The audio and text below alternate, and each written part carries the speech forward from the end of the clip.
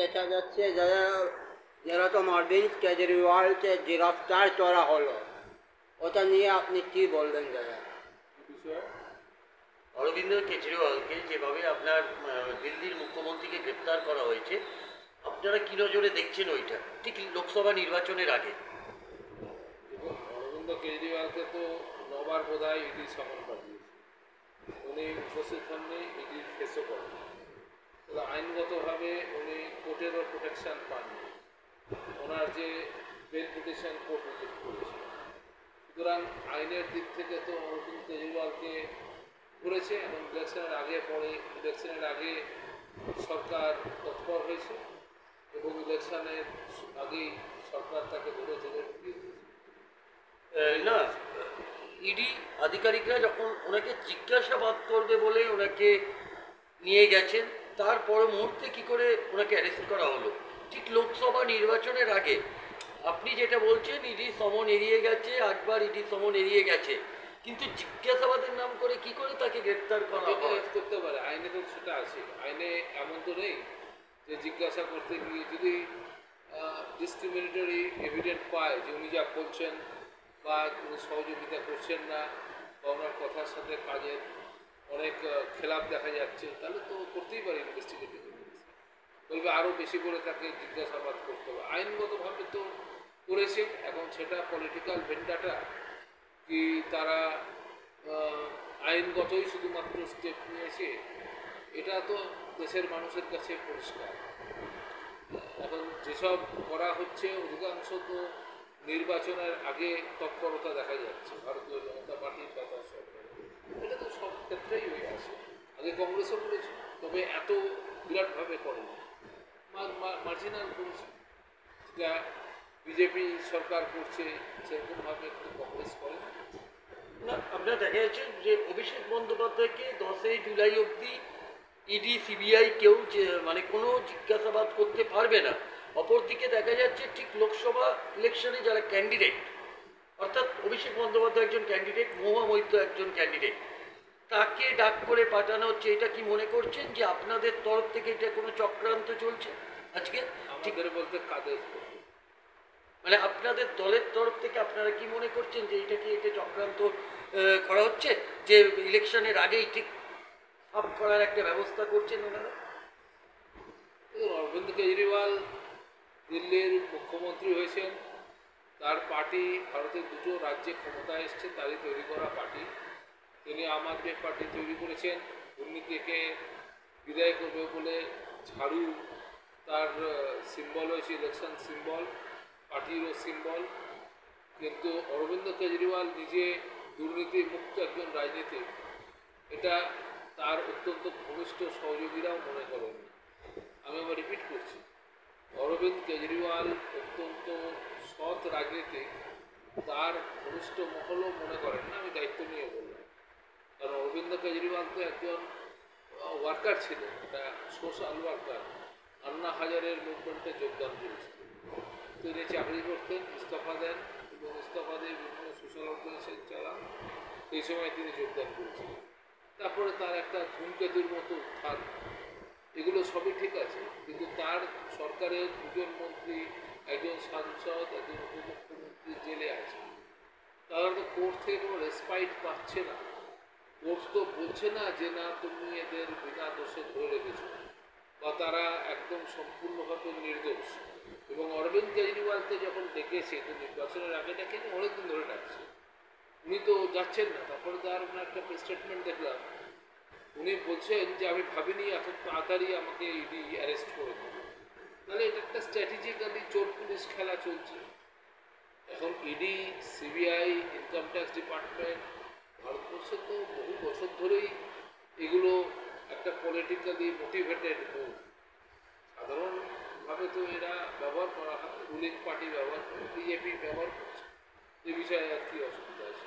কিন্তু অরবিন্দ কেজরিওয়াল একদম সাফ সূত্র রাজনৈতিক নেতা, মুখ্যমন্ত্রী, নির্দোষ লোক, তাকে ধরে নিয়ে চলে গেছে, এটা ভাবার আছে, নিশ্চয়ই আছে। কিন্তু কোর্ট প্রাইমা ফেসি তাকে ছেড়ে দিতে, কোর্টের কাছে প্রাইমা ফেসি কোনো প্রমাণ না দিতে পারলে কোর্ট কি একজন ইনকামবেন্ট চিফ মিনিস্টারকে এইভাবে আটকে রাখতে পারে? করে না। পুরো জুডিশিয়ারি এখনো অতটা গোলাম বা তাবেদার হয়নি। লোকসভা নির্বাচনের আগে যেভাবে আপনার সিবিআই দিয়ে যেভাবে একটা চোর পুলিশ খেলা চলছে, তো আলটিমেটলি আপনার দল কি মনে করছেন এটাকে আপনারা স্বাগত জানাচ্ছেন, এই যে ইডি সিবিআই বারবার? না না, আমরা কোনো আচ্ছা। রাজনৈতিক দলেরই এইভাবে কর্মপদ্ধতিকে আমরা সমর্থন জানাই না। কোনো পরিস্থিতিতেই জানাই না। গণতন্ত্র তার স্বচ্ছতা মেনে তার সুব্যবস্থায় মানুষের ক্ষমতাকে প্রতিষ্ঠিত করে, এটাই গণতন্ত্রের কাম্য। যদি এটা আপনি বলেন গণতন্ত্রের কাম্য, অভিজিৎ গঙ্গোপাধ্যায় যিনি আপনার জাজ ছিলেন, যখন তিনি ন্যায়ের বিরুদ্ধে যা করছিল, প্রতিবাদ করছিল, আজকে তিনি রিটায়ারমেন্টের আগে তিনি রেজিগনেশন জমা দিয়ে তিনি বিজেপিতে যোগদান করলেন। তাহলে এটা কি কি মনে করছেন আপনারা? এটা ভারতীয় গণতন্ত্র, ভারতীয় বিচার ব্যবস্থা এক অত্যন্ত বাজে সংকেত, অত্যন্ত অশনি সংকেত। আমি একদম নিরপেক্ষভাবে বলতে চাই, একজন জাজ তিনি সততার হয়ে তিনি ধ্বজা উড়িয়েছেন, তার উপরে মানুষ ভরসা করেছে, তিনি তার জাজমেন্ট, একটা জাজমেন্ট দেননি, উনি তো অবজারভেশন, উনি কোথাও জাজমেন্ট বা অর্ডার কোনো পাস করেননি। কিন্তু observation of high court is very important. সেখানে তিনি যখন দুর্নীতির বিরুদ্ধে জেহাদ ঘোষণা করেছেন, তার পরেই তিনি হঠাৎ রেজিগনেশন দিয়ে তিনি একটা পলিটিক্যাল পার্টিতে, মানে যে বিরুদ্ধ রাজনৈতিক দল, সেখানে গিয়ে নির্বাচনে অংশগ্রহণ করছেন সাংসদ হওয়ার জন্য। তিনি মন্ত্রী হবেন কিনা বলতে পারেন জিতলে এবং এনডিএ ক্ষমতায় এলে। তবে এটা একটা নাগরিক হিসাবে, একজন শুভবুদ্ধি সম্পন্ন নাগরিক হিসাবে কত মনে করা যায়, এটা গণতন্ত্রের পক্ষে একটা অত্যন্ত নক্কারজনক ঘটনা, অতি নক্কারজনক ঘটনা। এরকম ঘটনা বাঞ্ছনীয় নয়। যখন ভারতবর্ষের চারখানা স্তম্ভ যে গণতন্ত্রের উপর দাঁড়িয়ে থাকে, legislative, executive, judiciary and press, তিনটেই অত্যন্ত টলটল করছে, একদম টটারিং কন্ডিশন। এখন রাজনৈতিক নেতাদের প্রতি মানুষের বিশ্বাস চলে গেছে। সেখানে এক্সিকিউটিভ বলতে ডিএম, এসপি বা সেক্রেটারি, চিফ সেক্রেটারি, এই পদগুলোকে রিটার্ন করছে, এগুলো আর কোনো সেই রকমভাবে অর্থহীন তৈরি হচ্ছে। এবং প্রেসকে গদি মিডিয়া বলা হচ্ছে, গদি মিডিয়া, কোলে বসে আছে। তাহলে জুডিশিয়ারি একটা রে অফ হোপ। সুপ্রিম কোর্টের রায়, সেখানকার প্রধান বিচারপতি তিনি রিটায়ারমেন্টের পরে তিনি, এগুলো ভাবতেও খুব আশ্চর্য লাগে রাজ্যসভার সদস্য হয়ে। তাহলে এই জায়গাগুলো যে যখন আসছে, তখন মনে হচ্ছে তার সমস্ত অবজারভেশন, জাজমেন্ট বা তার চেয়ারে বসাটা, এটা কি রাজনৈতিক উদ্দেশ্য সঠিক বেঠিকের জায়গায় যাচ্ছে। উনি হয়তো অনেক বড় কাজ করেছেন, কিন্তু তারপরে এই জায়গাটা চলেছে না, আমরা চলতি ভাষায় বলি, এক বালতি দুধে এক ফোঁটা চমা, তাহলে পুরো দুধটাই কেটে গেল। তাহলে অভিজিৎ গঙ্গোপাধ্যায়, এই যে জাজ অভিজিৎ গঙ্গোপাধ্যায়, তিনি জাজ ছিলেন, এক্স জাজ, এখন তো প্রার্থী, বিজেপির প্রার্থী। তো ওনার সমস্ত কর্ম, সমস্ত প্রচেষ্টা কালিমা লিপ্ত, এবং এই যে দুর্নীতির বিরুদ্ধে যে টাইরেড মানে জেহাদ, এটা তামাশায় পর্যবেসিত হল। যারা ওনার মুখে চেয়েছিল যে উনি হয়তো আমাদের জাস্টিস দেবেন, জাস্টিস মানব সভ্যতার একটা অত্যন্ত দামি শব্দ, সেই জাস্টিসের জায়গায় তিনি এসকেপ করে তিনি তার কেরিয়ার মধ্যে চলে গেলেন রিটায়ারমেন্টের কয়েক মাস আগে। তাহলে রিটায়ার করে উনি যদি অবসর জীবনযাপন না করে তিনি সাংসদ হয়ে ভারতের গণরাজ্যের তিনি একজন মন্ত্রী, আইনমন্ত্রী হবেন করতে পারছেন,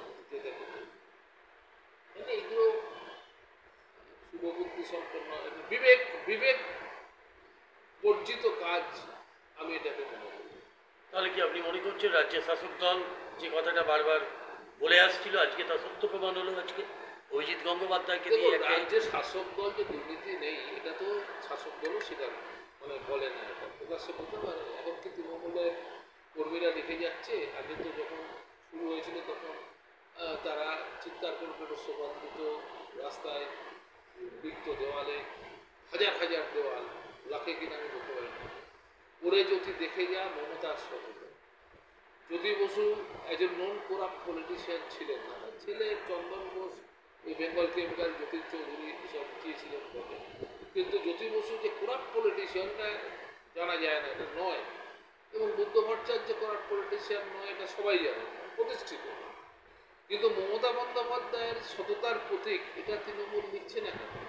অভিষেক বন্দ্যোপাধ্যায় সততার প্রতীক এটা নিচ্ছে না কেন? তৃণমূলটা দেখুক, ওদের এজেন্ডা হোক, ওদের এটা ইউএসপি হোক, ইউনিক সেলিং পয়েন্ট হোক। দেখো ভারতের সবাই আমরা শতলোক আমাদের মিথ্যাচারণ করে আমাদের উপরে অত্যাচার করছে, খবর আছে ভারতীয় জনতা দল। কিন্তু আরও দুঃখজনক ব্যাপার হচ্ছে আমরা যারা গ্রাউন্ড লেভেলে আছি, গ্রাসরুট নয়, গ্রাউন্ড লেভেল, গ্রাসরুট লেভেল না, গ্রাউন্ড লেভেল, আমরা তৃণমূলের আগাছা পরগাছা সামান্য নেতা কাউন্সিলরদের কথা ছেড়েই তো দিলাম, গলায় গরুর দড়ি দেওয়ার মতো সোনার চেন আর এসইউভি গাড়ি করে চলে বেড়াচ্ছে। তাদের তো কয়েক বছর আগেও তাদের ইতিহাস ভূগোল সব আমাদের জানা ছিল, সাধারণ মানুষ হিসাবে প্রতিবেশী হিসাবে জানা ছিল। না, তাহলে তো আপনার কথা হুবহু মিলে যাচ্ছে বিরোধী দলনেতা যে শুভেন্দু অধিকারী যেটা বলেছিল যে লাল চুল কানে দুল, তার নাম তৃণমূল। মানে তো হুবহু আমি বলতে পারছি না, আমি শুভেন্দু অধিকারীকে কোনো রোল মডেল হিসেবে মনে করি না, তাকে কোনো রকম রাজনৈতিক আইডল হিসেবেও আমার মনে করার কোনো কারণ নেই। কিন্তু এখন তো পশ্চিমবাংলার সমস্ত আপনারাও তো দেখতে পাচ্ছেন, আপনারা প্রেসের লোক হলেও আপনারা চোখ বন্ধ করে রাস্তায় যাচ্ছেন না, আপনারা তো মানুষদের দেখতে পাচ্ছেন, বুঝতে পারছেন। এখনই টিএমসিও বলছে আমি 42টা পাচ্ছি, বিজেপিও বলছে 42টা পাচ্ছি, তাহলে কত হবে কি বলছে? 370টা পাবে, এটা তো মোদিজি বা প্রধানমন্ত্রী বলেছেন যে বিজেপি 370টা পাবে। আজকে ওদের মুখপাত্রের একটা ইন্টারভিউ আজকেই দেখছিলাম একটু আগে, সেখানে তিনি ডিফেন্ড করছেন, প্রশান্ত কিশোরের সাথে একটা ডিবেট হচ্ছে। প্রশান্ত কিশোর বলছে যতই পাক 370 বিজেপি কখনো পাবে না, তাহলে প্রধানমন্ত্রী এই কথা বলছেন কেন? কিন্তু প্রশান্ত কিশোরের কথাও বলেছে যে এখানে ভালো ফল চলবে। সে ঠিক আছে, এখন প্রশ্ন দাঁড়াচ্ছে, তখন সেই মুখপাত্র বলছে যে এটা আমরা টার্গেট সেট করেছি। তাহলে একটা রাজনৈতিক দল 42টা সিটে লড়ছে পশ্চিমবাংলায়, তৃণমূল কংগ্রেস, সে তার ওয়ার্কারদের তো বলতেই পারে 42-এ যেত, 41-এ যেত না। বিজেপি 42টা সিট লড়ছে পশ্চিমবাংলায়, তাদের নেতারা তো ওয়ার্কারকে বলতেই পারে যে আমাদের টার্গেট 42-এ 41টা না।